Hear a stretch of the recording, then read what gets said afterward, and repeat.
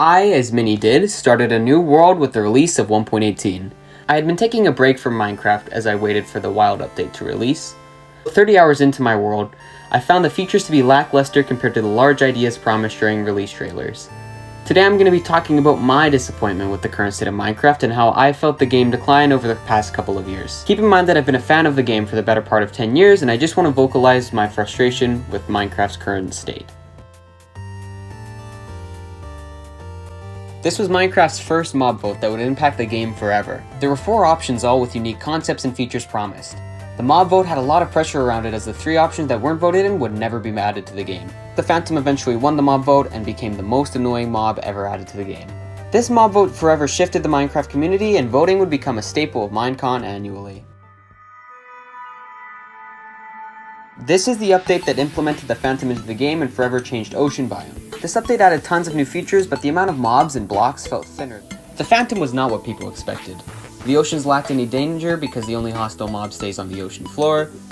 And though this was the year's major update, it still left me wishing there was more.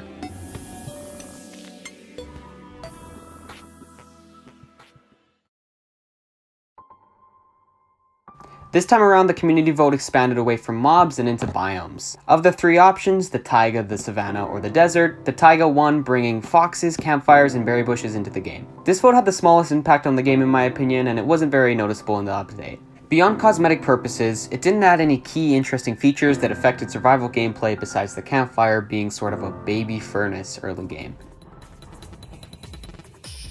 We actually don't have to talk about this one. Another huge update to the game that permanently changed the Nether by adding 4 new biomes. Though in my opinion, the changes made the Nether harder to traverse, harder to find Nether fortresses, and still unlivable, even though the update tried really hard to convert the Nether into a suitable home.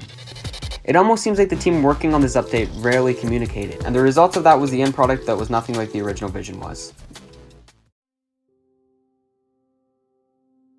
We're finally up to the theme of this video, the Caves and Cliffs update. Well, what did go wrong? For starters, this update had 2 mob votes and a biome vote. The first set of mobs were between a boss, a friend of bees, or a useless fucking resquinned squid. Can you guess what won? The squid. The second vote was for ally mobs. There was a pile of grass that could press F3 for you, an allay that collects items for you, or a copper golem that would push buttons for you. The allay won.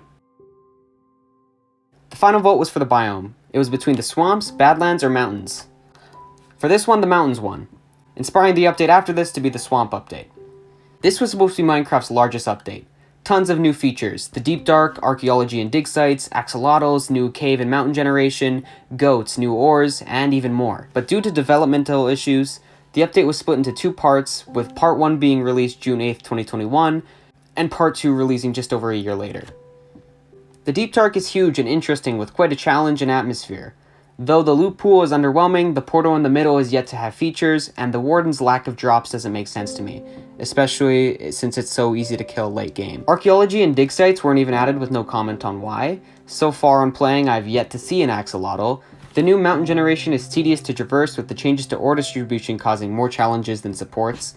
I've found countless veins of singular diamonds and my worlds now have coal shortages due to it being a mountain ore. The newest ores added, copper and amethyst, barely have enough use to justify mining. The goats and their new horns are just another atmospheric mob without much functionality. And finally, the allay, the swamp, and the glow squid each pose their own challenges and missing features. I'm not somebody who wants to complain, and I've never hopped on the Minecraft hate train. I've been playing this game for as long as I can remember, and yet I feel the game changing for the worse. Rather than adding new and innovative experiences and fixing parts of the games that really need improvements, Mojang adds these updates that feel rushed. My favorite part of the last couple of years of Minecraft have been the newest musical tracks, not actually the gameplay. I'm sad to even have to create this video, though I felt my interest in Minecraft decline.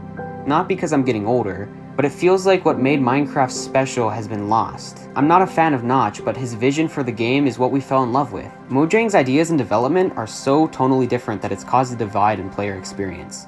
Some criticize Minecraft for being too simple. Returning players complain it's too complicated. I hope Mojang and the community can continue to grow and learn from these experiences to find what made Minecraft so special to so many and create something we can all truly enjoy.